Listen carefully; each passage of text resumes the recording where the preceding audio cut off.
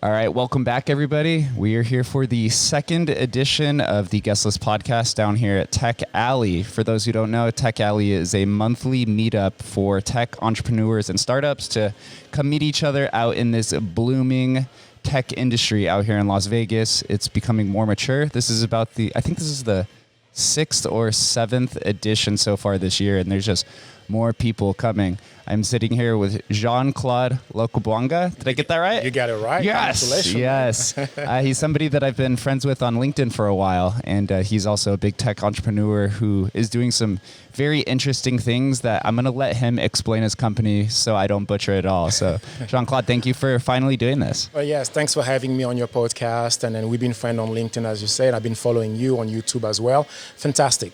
Putting really Las Vegas tech industry and any industry on the map, so people can discover that Vegas is not only about hospitality or being the Disneyland for adults, which we like, but also about entrepreneurship. So I moved to Vegas here about 5 years ago. A couple months ago, post COVID-19, we have launched an app called Be Right Back app. It's available now only on iOS. The Android version is coming very soon. The whole idea behind the app was, when the city started reopening, the question was for businesses, how do I reconnect the most effective way with my customer or future customer, right? Most people nowadays, they will use hashtag with the hope people can find their business. So now we have resolved that issue. When you go on Be Right Back app, when you post your picture, your video, that post, it's available within 1 mile range of your location. So the whole idea is for businesses to be able to advertise directly or connect directly with the local community or their neighborhood. Or simply you can select that post and you can send it anywhere that you want. It can be downtown Summerlin, Anderson, or the airport or the strip. So people in that location within 1 mile range, they can see your post. And then because they're entering that location, they get a push notification on their phone so they don't miss out on what's happening in Vegas. Interesting. So is this primarily just in Las Vegas, or are you in other locations as well? So the app is available everywhere, right? It's on the Apple Store, but we're really focusing on Las Vegas now, right? Because, before COVID, Vegas was 44 million tourists every year. When I moved to Vegas myself a couple of years ago, please don't judge me, I used to buy those, Tuesday. Yeah, we all did the Long Island drinks. Exactly, and I used to walk the strip, from the Wynn, sometime all the way to Mandalay Bay. I was like, since I'm putting so much sugar in my body, let's burn some calories, right? The reality was because I didn't know where to go and what to do. And there's so much to discover in Vegas. Last time I was in one of those casinos, I discovered a French restaurant that I didn't even know existed, right? So the whole idea is now we're giving them a tool for those businesses to advertise directly in the area, and also people who are coming to visit Vegas, it's a portal for them. So when they're here for one day, for weekend, for convention, so they don't want to waste their time. When you open the app, you don't have to search. What you see around you, it's near that location, and there's a map to get you there, or there's a click to a menu or website, so you can discover Vegas and don't just get the drinks and walk back and forth. Interesting. So first, pull the mic a little bit closer to you, just so the sound of the background. So let's say a business signs up for this app. What is it? A feed that's similar to something like Twitter or Facebook? Is there a page to it? How does that work? So when you go on Apple Store, so you should look for Be Right Back, which is BRBCK. You get the app, you download the app using your phone number, because you want to make sure it's on a robot. It's not somebody using your business name, so it's really you. So when you create it, it's completely free. Because the whole idea as an entrepreneur, when you come with a product, right, you want to enter the market. You need to make sure that you may think your product is great, we think our product is great, but you need to give time for businesses or your users to understand what is the business all about, get the feedback from them if there is a need to make some sort of adjustment. So for now, the app is completely free, right? Because I live in Vegas, I've seen the struggle for local, many businesses, right? When the strip shut down last year, I walked the strip. It was like a ghost town. It was very scary. And then also for business reopening of the strip, or like here, our district, such a beautiful place, but how many people know about this place, right? Mm-hmm. I remember even before I'll be on the strip and people didn't even know Fremont experience existed. So that's why we really want to be that specific platform to help businesses reconnect, and also for user to discover what's happening around them. So it's completely free for everybody to use. So you don't have to use a hashtag, right? Because when I talk to entrepreneur or business people, they say the issues with social media, so-called marketing, When you put hashtag, I don't know, coffee shop, Las Vegas, do you know how many coffee shop are in there?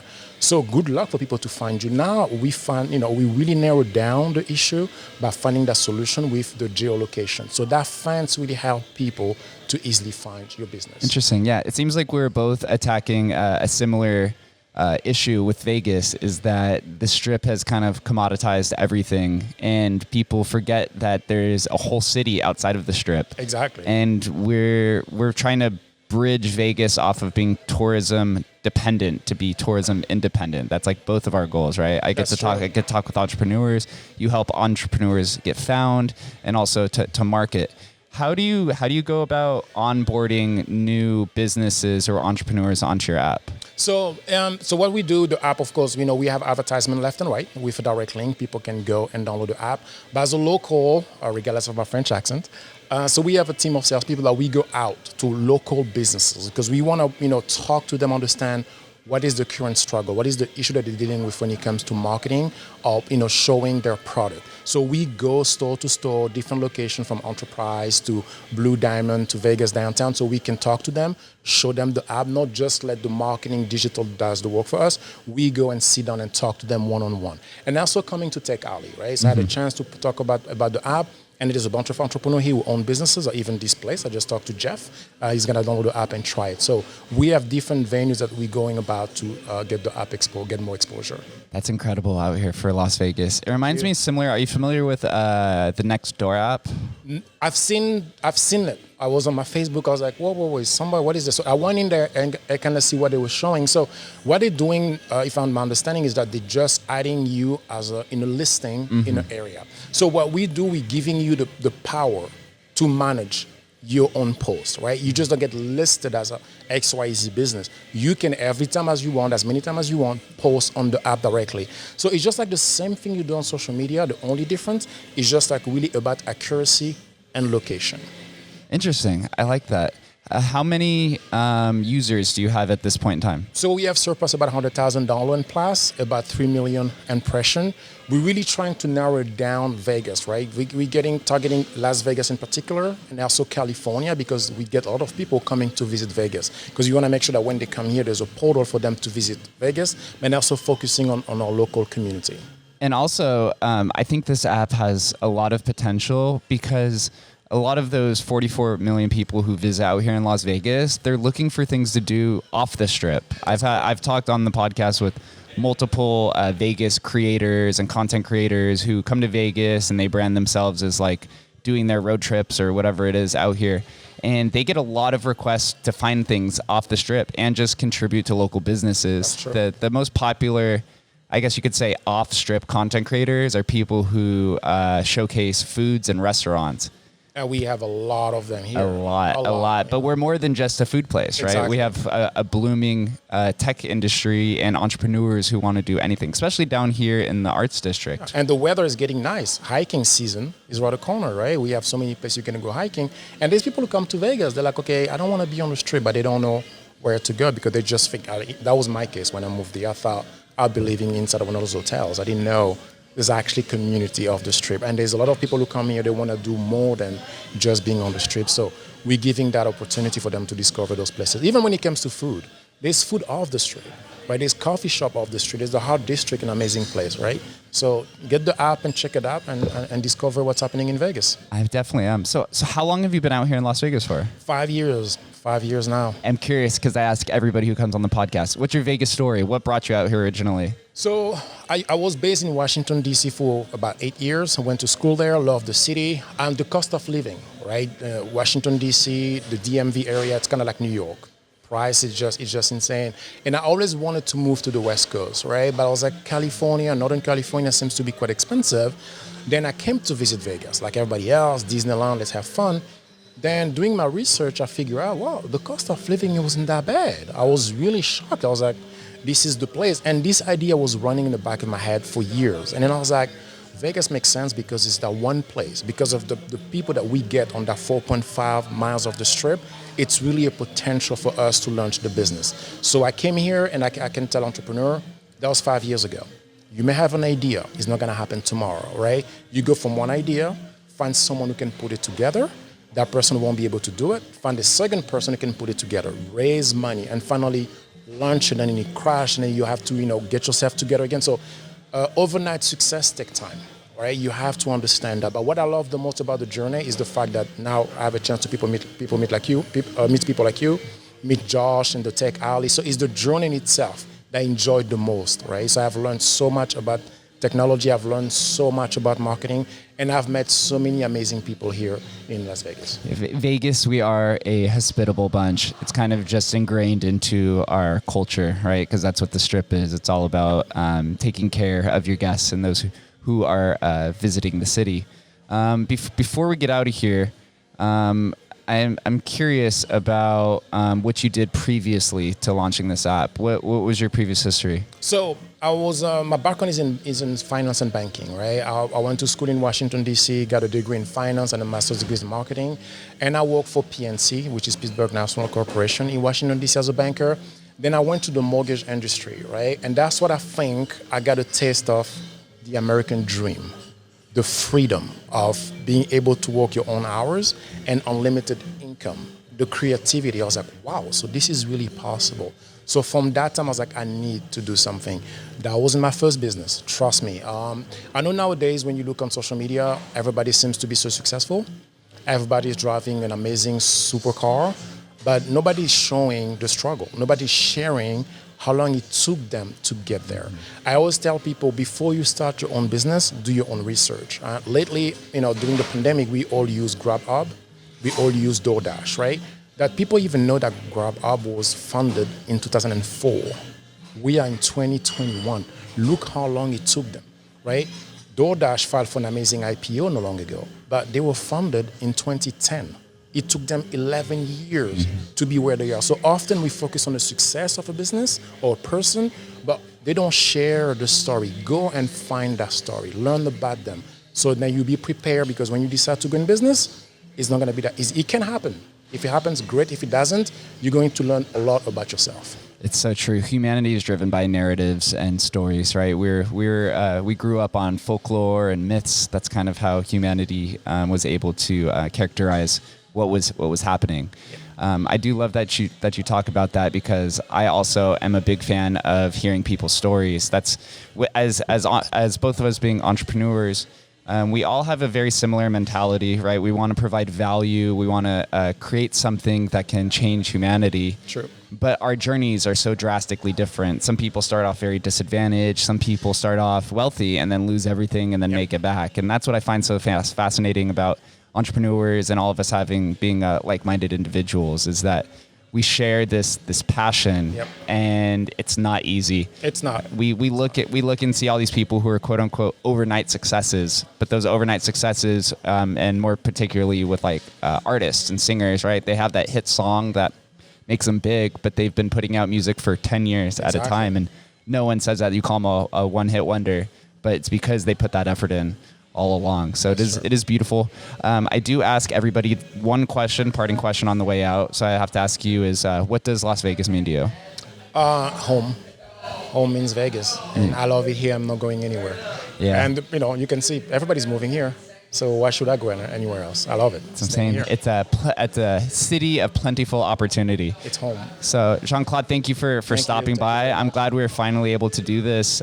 You are contributing to the community. I have all of the faith in what you're doing, because it takes people like us and people that sit here around Tech Alley to understand that it's a tough journey ahead. It is. But as long as we have this community and we work with each other, that nobody is stopping us. That's true. Thank you for stopping by. Thanks for having me over. Thank you. All right, thank you. All right.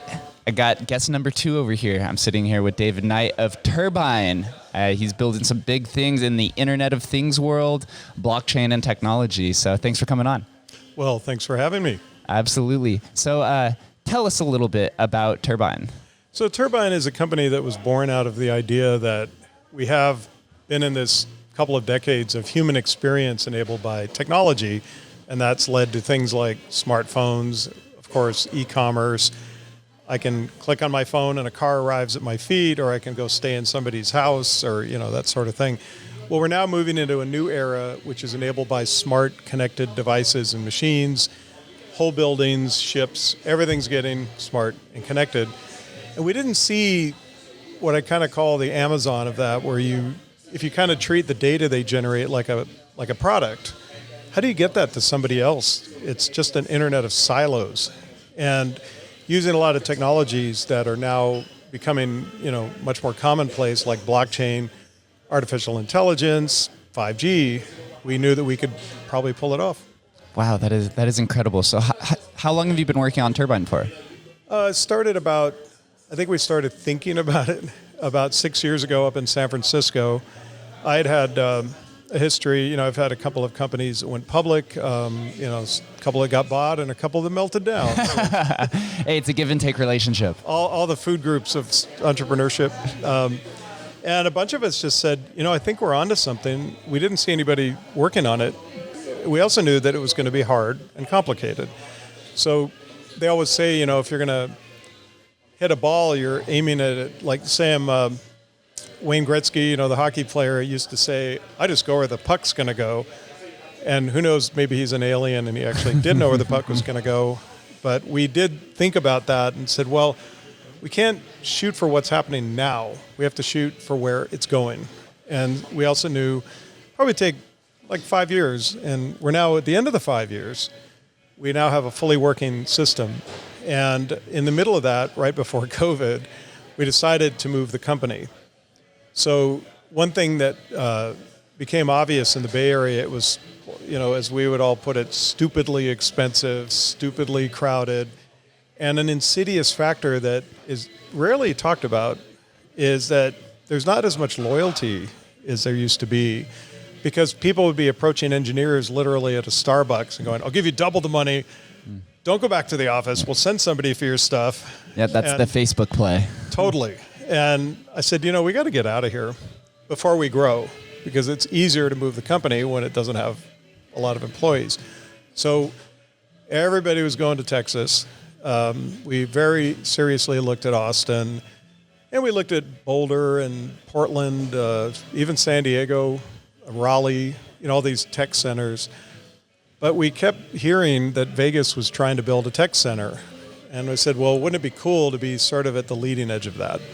And after a lot of interaction with a bunch of people that run this town, we said, this is where we want to be. And man, we moved here at the beginning of 2019, and we haven't looked back.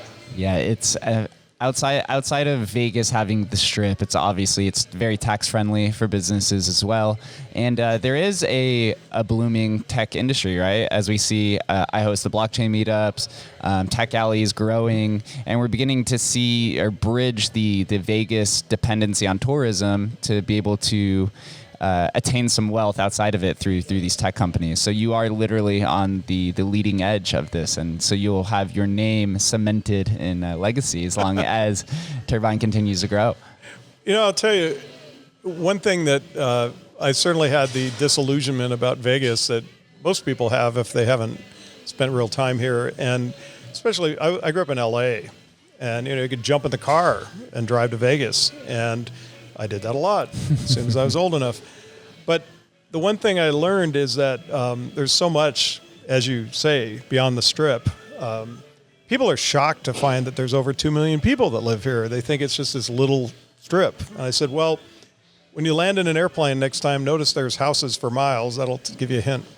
So I would say after being here for a while and my interactions that don't have to do with the Strip, that the sort of sensibility in Vegas is like a Midwestern town. It is not like California or New York at all.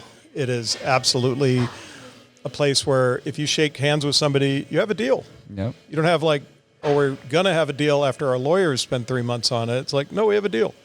And I'm really pleased that has been pretty much pervasively our experience.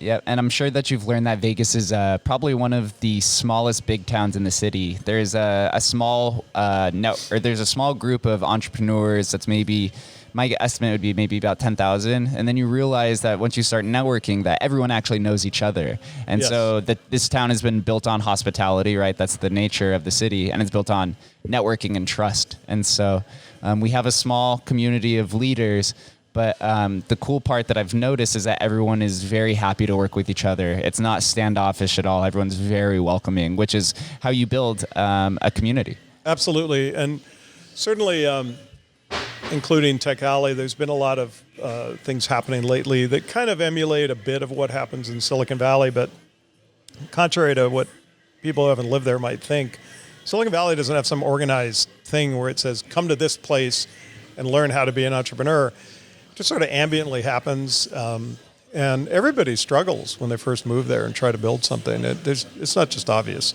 Here, what's cool is, as you say, everybody wants to help.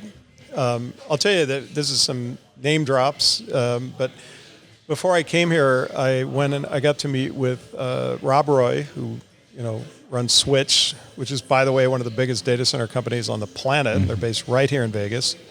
I met with Tony Hsieh, very sad. Yeah, R.I.P. He's gone. Yeah, cool guy. My gosh. And then I met with, I've met the mayor. I've met all sorts of government officials, and they're so into helping diversify the economy. And I'll tell you what I was told, that when the first downturn occurred, the subprime mortgage crisis triggered downturn, everybody panicked and said, oh my God, we've got to diversify the economy here. But then the economy came back and they forgot about it. Yeah. And here we are now. I think this time people realize, no, they got to get serious about this. I tell people a lot, and I speak to people almost every day from different parts of the world on a Zoom call, and I'll say, look, we're not here to build a big Las Vegas company. We're here to build a global company. We are here to build a global company based in Las Vegas. You mentioned taxes, so that's super cool, personally and as a company. But I have sort of my 5 reasons that we moved. I've been asked so much, I decided to just condense it. The tax is just number 5.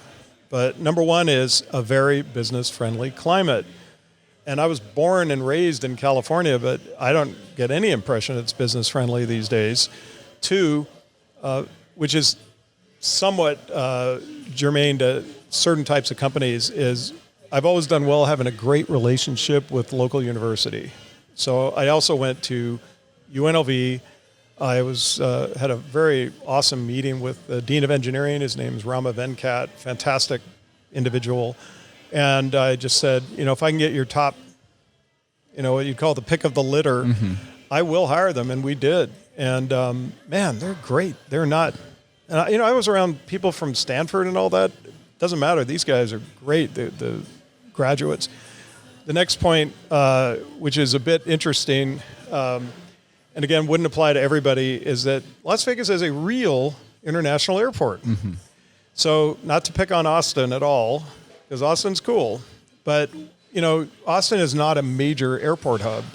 In Texas, that's Dallas, which is really far from Austin. So if you want to get an international flight, odds are you're going to have to get on a plane in Austin and go to the airport where you get the big plane. Whereas in Vegas, I've flown before COVID, I've flown nonstop to, all over Europe. You can go to some of the Asian capitals. You can go to some of the South American capitals. It is no joke. It's a real international airport. And for completeness, the other thing that I like a lot is that the community, like you say, is highly, highly supportive. I've met a lot of the politicians, city, county, state, who have come to us. Not, we didn't have to go find them. In California, if you were a startup, you're never going to, say, meet one of the U.S. senators or the lieutenant governor unless you really did something wrong. But here they all want to help. Yep, they're like you said, they're very focused on diversifying. So Dave, let's dive a little bit into the technology of the company. You mentioned that you're hiring engineers. What is the underlying technology, and what are you attempting to fix? That you mentioned you were trying to get ahead of the trends, right? Yes. So what is the main objective? So I will tell you, first of all, it ended up not being what we thought it would be. We just thought we'd sort of do this. Everybody share their data, kumbaya, it's going to be awesome. And all we had to do is kind of create the pathways. Not at all. The truth is, this Internet of Things is mostly the dominion of companies and governments. And I mean everything from towns, cities, counties, states, federal, and whatever those are, around the world. Then you've got tend to be large corporations that have a big constituency of, say, machines. So if you're John Deere, you make farming and construction. You know, if you're General Motors, we know what they make. If you're Carrier, you make air conditioners and things. So it turns out that the sort of chain of custody of the data is really complex. You know, well, we made the machine, but we sold it through a distributor to a company who then has end users. And any number of them might have a say in who can access the data. Then you get to issues of privacy, issues of proprietary, which are not the same thing. And so we started whack-a-moling all of these issues. One technology that has turned out to be really helpful here is blockchain. And so put a pin in that. I'll tell you how that bears on it in a second. What we decided to do was, one, we had to make the data discoverable. So Internet of Things data, and I'm going to go geek for a minute. It's called time series data. It's just a bunch of alphanumeric characters. And if I were to show you time series data that represented, something from the drivetrain of a car, you would not be able to tell that wasn't from the drivetrain of a gigantic container ship. Even though the numbers are way bigger on the container ship, you really can't tell by staring at those on a screen. And nothing about those data streams even tells you where to come from, who owns it, who can give you the rights to use it, where is it on Earth, what affects the data, would vibration change it, So when we started to break that all down, we said, wow, just to break down the silos, you have to figure out how to make the data discoverable. I don't mean understandable, I mean just to find it in the first place. So if you look at the most successful systems out there, a great example is Netflix. So when you go on Netflix, what you don't do is look through maybe 50,000 MPEG files, right? That all have alphanumeric names. And so imagine you'd have to watch little bits of thousands of movies to figure out what the movies are, and then you decide which one you're going to watch. Well, I'll see you in 100 years. So of course they don't do that. They create metadata. Metadata is separate from the data, and it's what describes the data. And it turns out the media world had to come up with all sorts of metadata to describe media in order to make it digital. In the analog days, I would just hand you a video cassette or a record, and you just stare at it and go, the metadata was on the box. Yeah, no literally. kidding. So we had to solve that.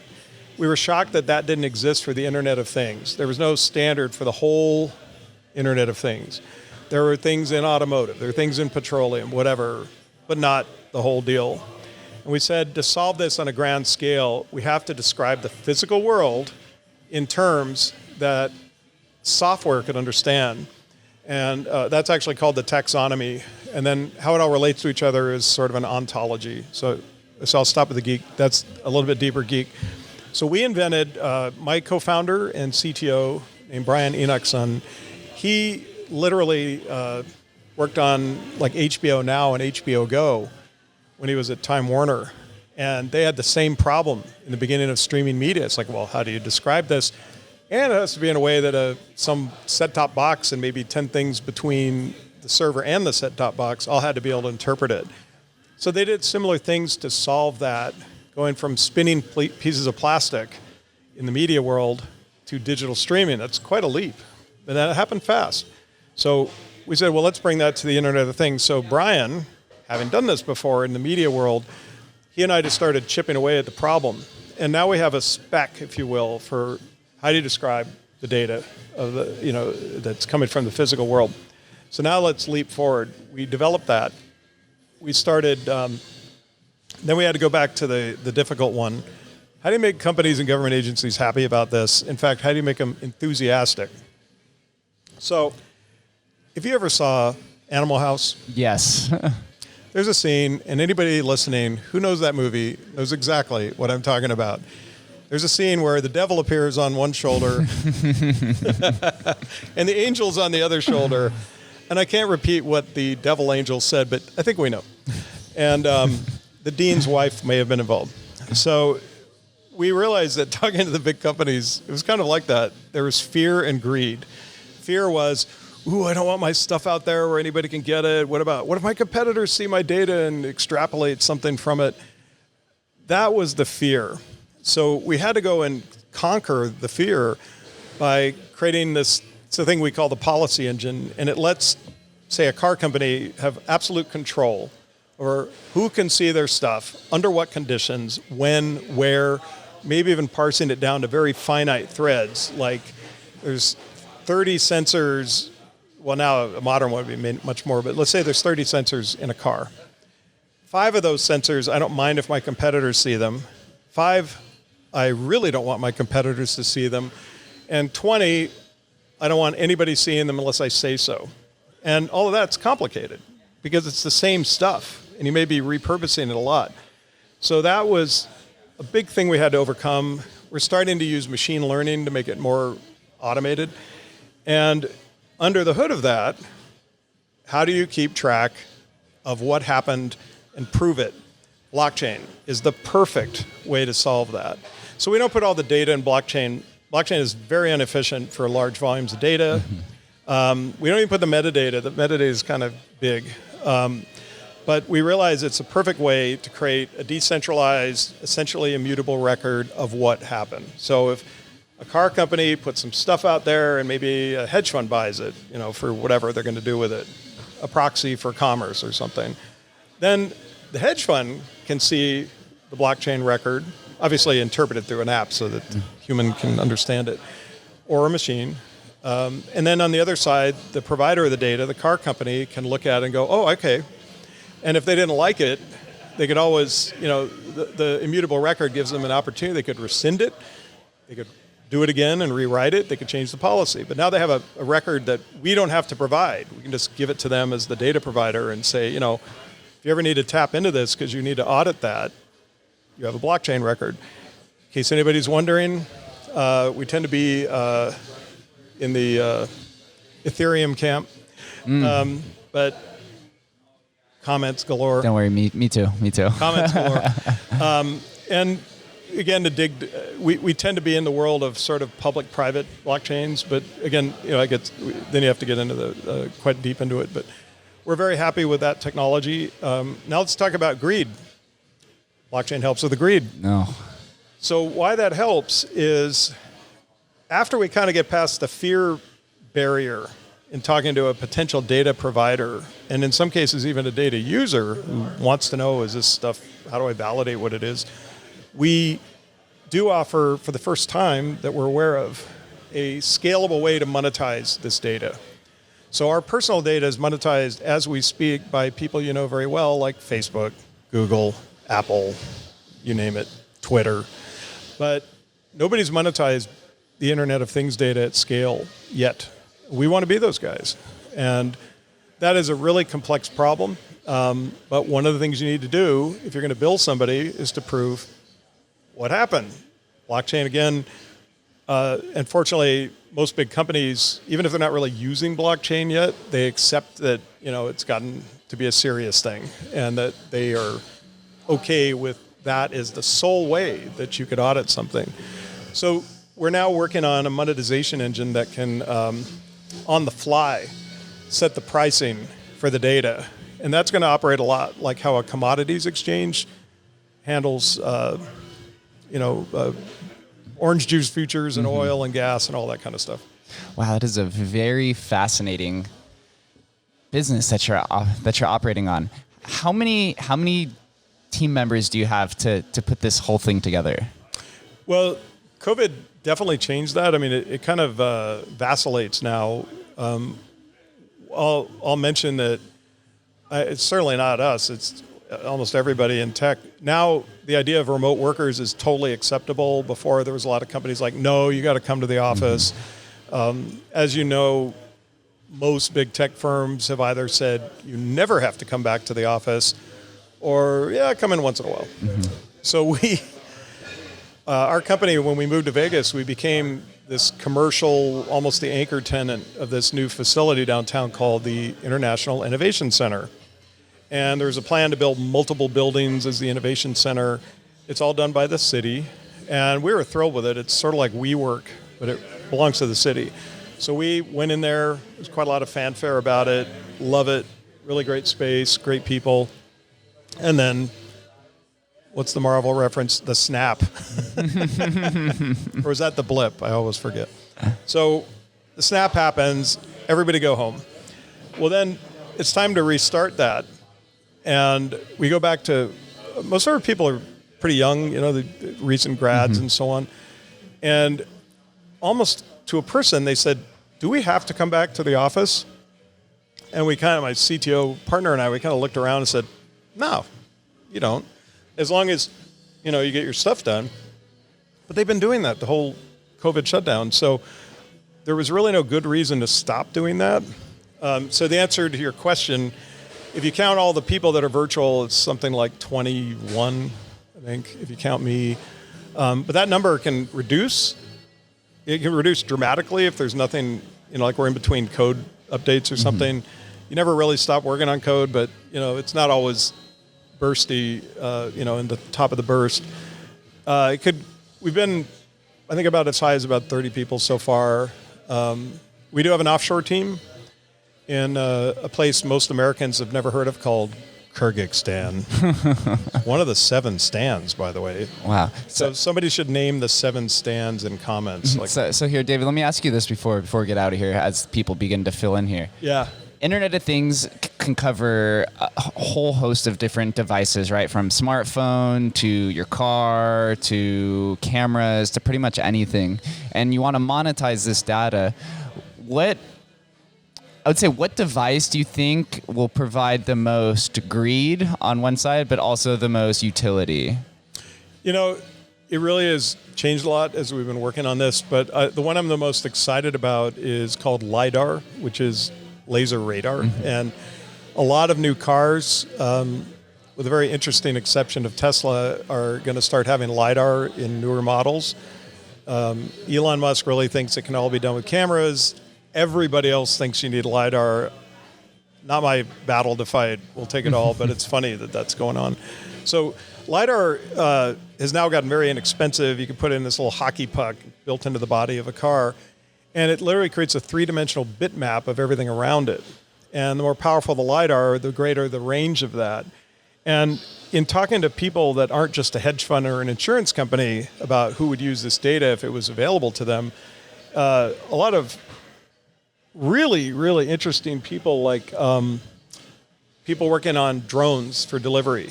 So if you had a 3-dimensional bitmap of a neighborhood, then the drone doesn't have to wait till it gets around the corner and uses its own sensors. You can already tell it up front.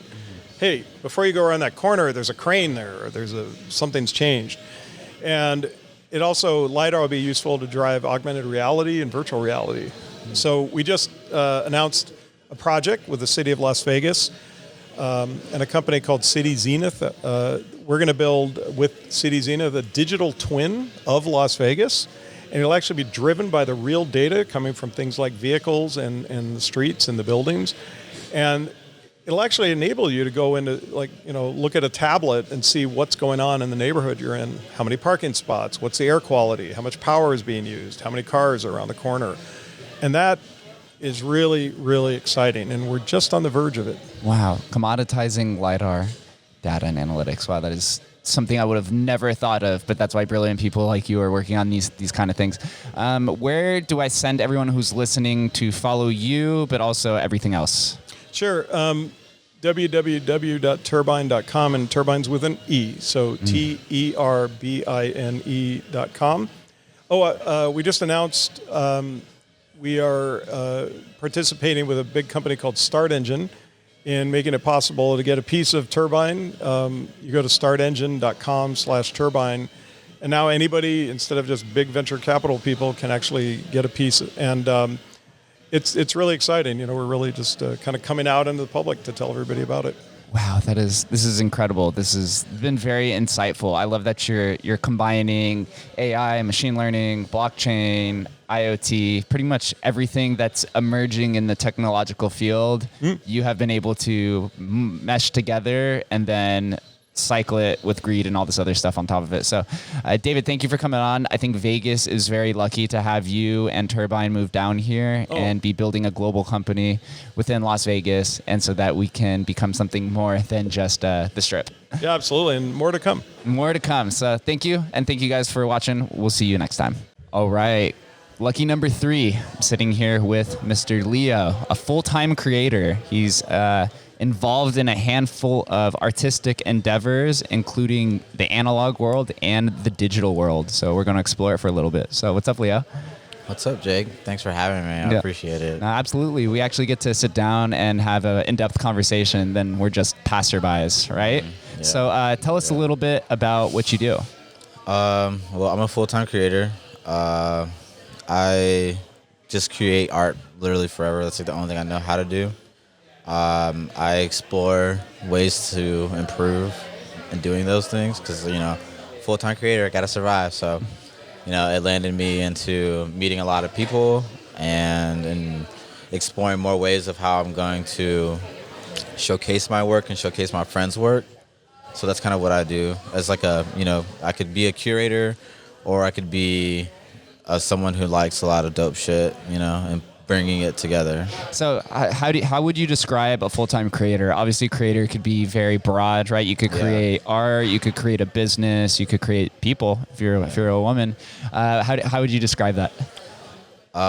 Full-time creator, I would say, like you want to describe what it means for you, yeah. For me, full-time creator, just focusing on ways to, I guess, like survive. I keep saying survive mostly on your art, your craft, and being but I keep saying It's okay. That's okay. Damn it. No, you're good. Continue. Ways to make more money. Survive. So have you survived on your art your entire life? Have you? Yeah, actually, for the most part, it's just been my, I have to improve with what I do, like art wise, in order to, either sell it or create exclusive limited edition things, or create special editions of your craft. So there's some people I really admire in Boulder. They're called Burger and Fare, and on their website I noticed that they have like editions listed on their site as if like an additional art item or creation that their creative brand or project has produced. So it's like It's dope. I see it on the site listed as editions. So like I would say constantly improving editions of the things that I make. I can scale it from there to being art installations or our favorite NFTs. Yeah. We'll dive into that here in a second. So you go in and you can help people improve on art that they already have, or you distribute your own. In which manners do you typically distribute your art to survive off of? I like to do. I can do commissions. I can have people ask me to make things for them. I can also do garments, but yeah, I spaced out for a second. No, you're all good. That's your artistic touch, right? You're out there thinking. Much. Yeah, let's dive into the hot topic that everyone in the world seemingly talking about that you're an OG in. That's NFTs, ridiculous. right? Yeah. I'm heavily involved in it. You're an OG. Tell us your NFT experience. This is funny. Yeah. So actually, the guys that made this enamel pin on my shirt, Burger and Fare, the studio, Colorado, they're based in Colorado. So I was using their social network that they created, Ella, and I got an invite. So it's cool. A lot of these foresight thinking people, artists, working together, being like, hey, here's my cool app project, kind of like where we are here. So they made this social network full of art connoisseurs. And people that use the site were very like strategic on like, who they're observing or who they are following. Like if I'm going to follow a dope, artist, then I want to follow that artist. So I was asked, so a lot of my work was surfacing on the site because it was really dope. I do dope shit. And everyone, I got hit up to be part of a site called Maker's Place. And I was like, that's cool. It seems like a scam. Like, I don't know. This was 2018, so I didn't know what the fuck. But then I had to do my own research, of course.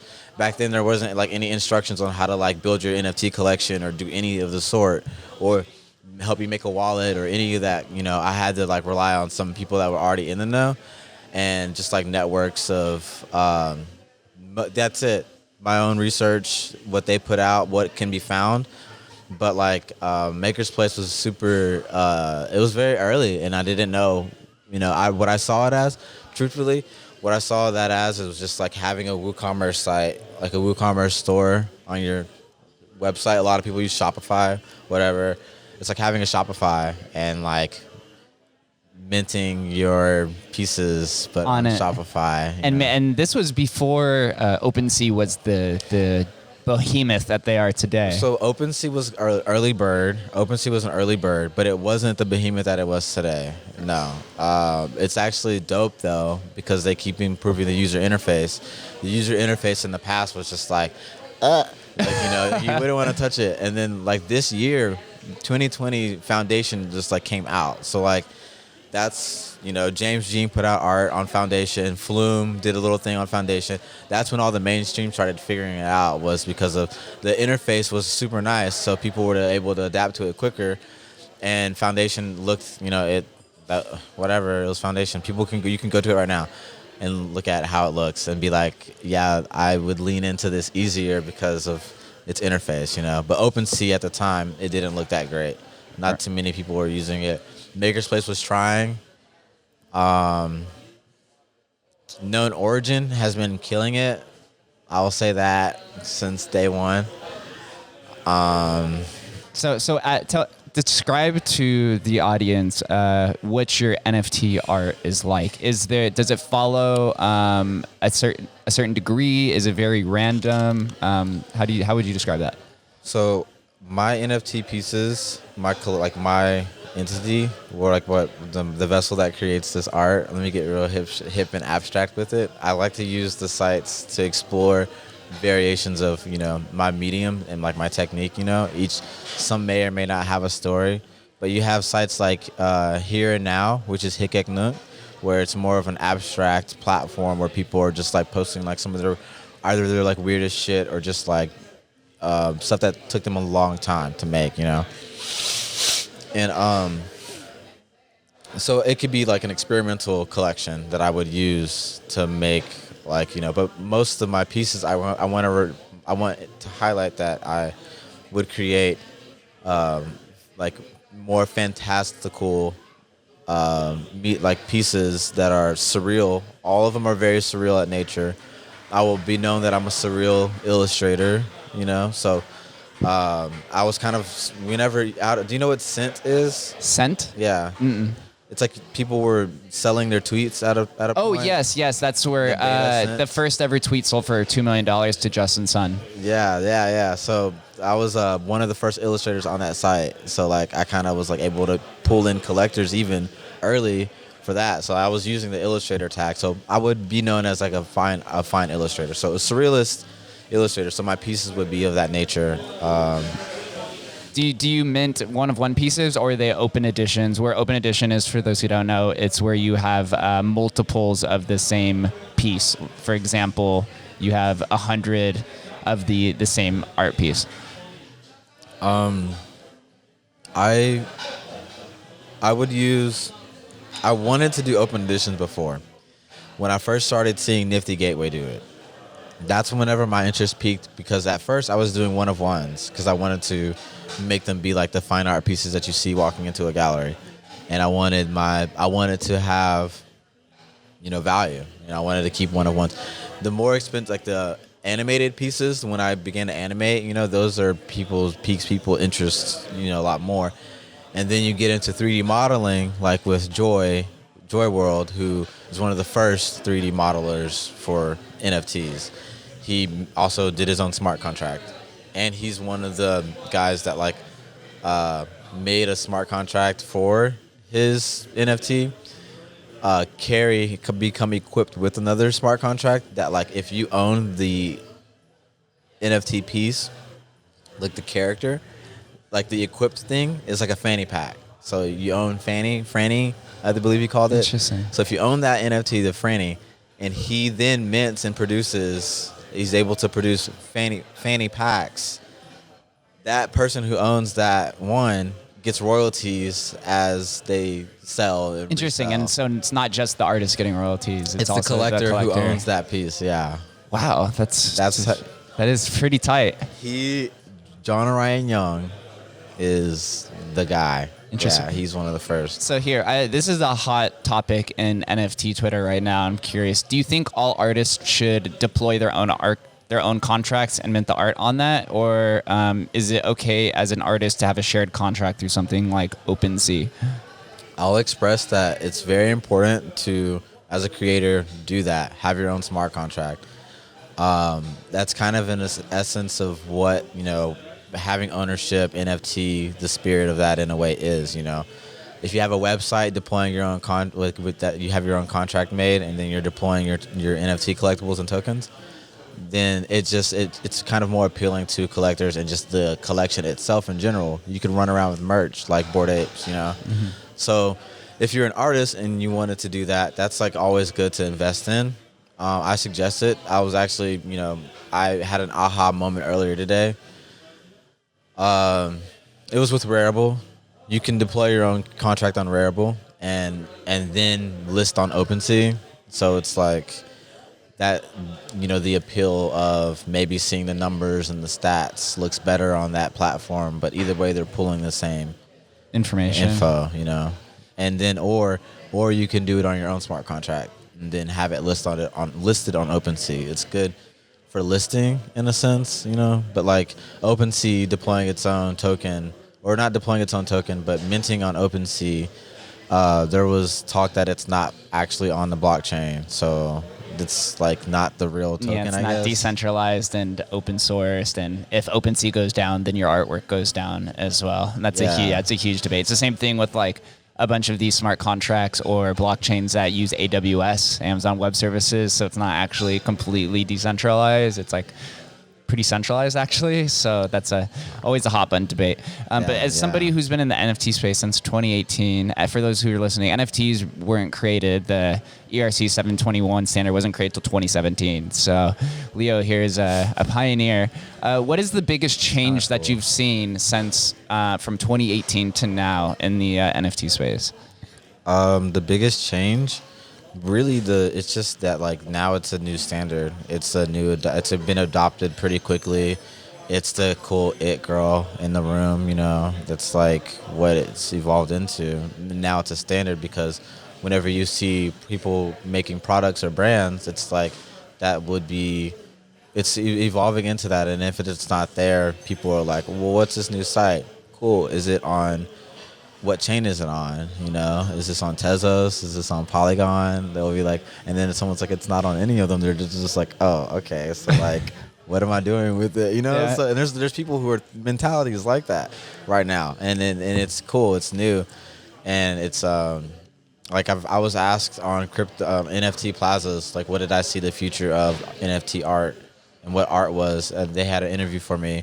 And I'm going to plug myself because I am the shit. Like, I love being early. I love doing what I do with my art. I love how I create, cool, abstract, surreal illustrations. I put all my energy, my time into it. I survived off of it. Like, that's it. I'm going to always talk about, I'm going to pump myself up.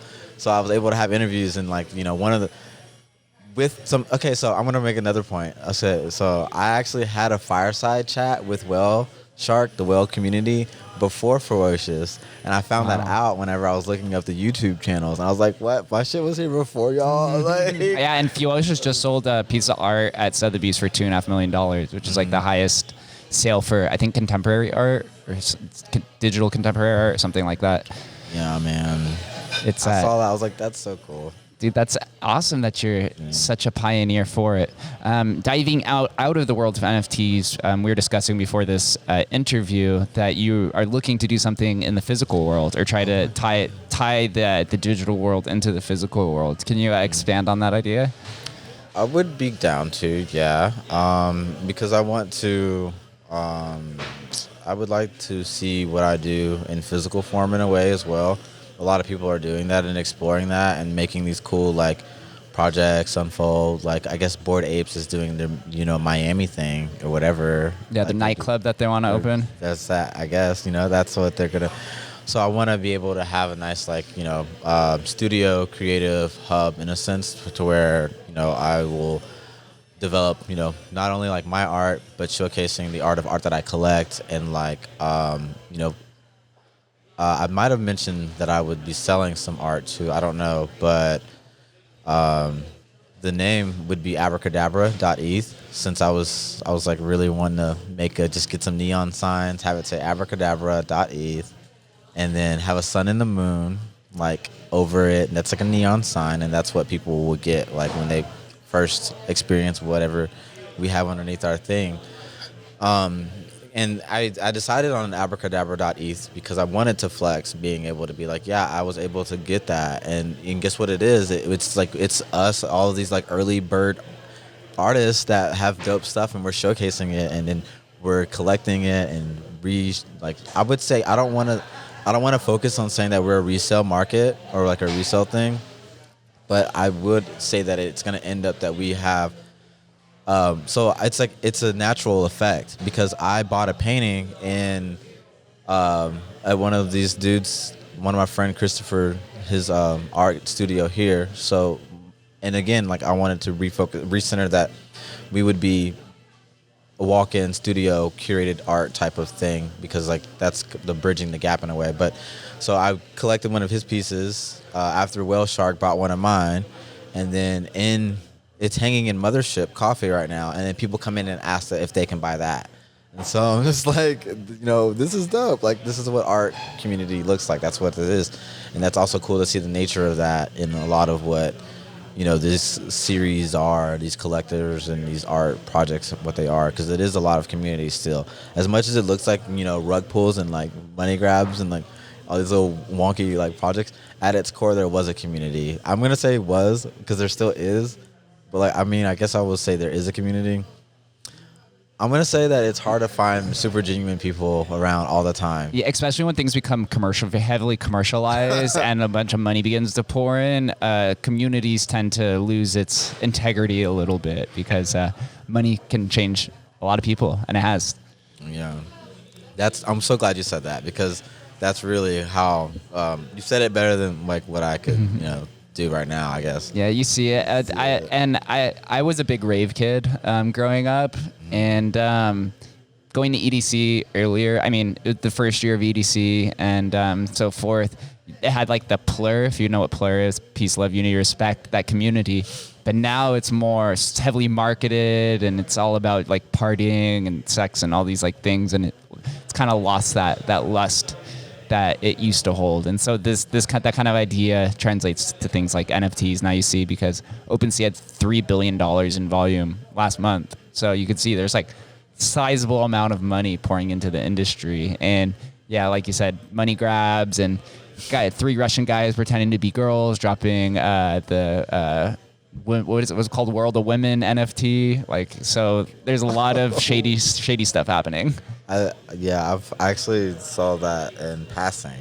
I saw that it happened like on Twitter. In passing of things, in passing of events. Yeah, it's so funny. I was talking with somebody, because Twitter is literally like a metaverse. Like it's an echo chamber, but it's also so beautiful at the same time. And somebody was asking me how I got onto Mooncats, and I was like, honestly, just doom scrolling Twitter is how I found it. Like it's how I find anything. It's just somebody says something, and then you just like kind of dive in deeper, and next thing you know, it's like 4 hours later, like on 400 random websites. You're like, how did this happen? That sounds like exactly how I discovered all of this. Yeah, it's the same. That's what's beautiful with Twitter. On Twitter, I think NFTs saved to Twitter. Yeah, I do too. That's why they're integrating the profile picture verification into Twitter here soon. And so I think then once you get that, it's going to be an Ethereum badge for when you verify your. Yeah, they already announced it. I've seen like videos. That is going to carry more weight than the blue verified checkmark in the future. Ooh, I didn't. Damn, I should keep Frankie's King Frog then. Yeah. Like have that be my profile. I'll be the king of frogs. Yes, sir. Yes, sir. That's what my friend mentioned. He was like, you just run it with the, like, don't let it consume you. It's going to be, because it's funny. We joked about like having the king frog. And he was like, yeah, you're going to get like just like start commenting all kinds of frog related things of it occasionally.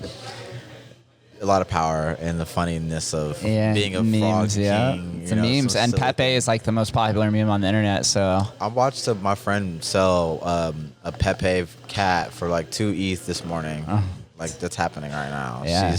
She is selling it's just People are throwing frogs around and selling. Yeah.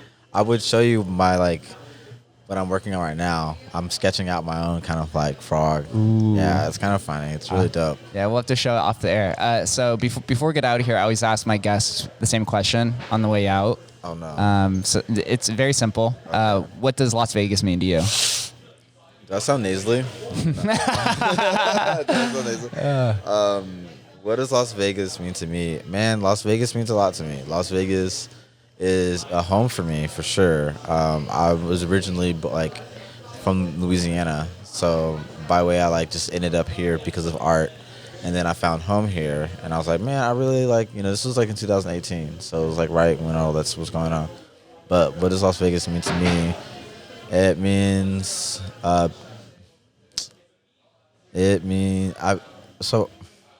two of them, one funny one and one like, okay, it's peace for me.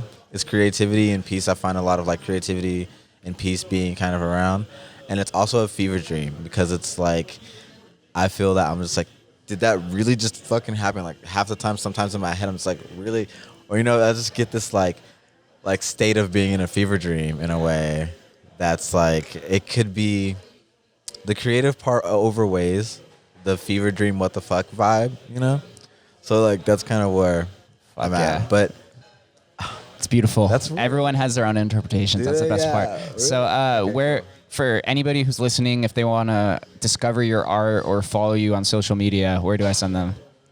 So you could look up Leeaux, Leeaux, so Leeaux, and then Leeaux.com for pretty much anything.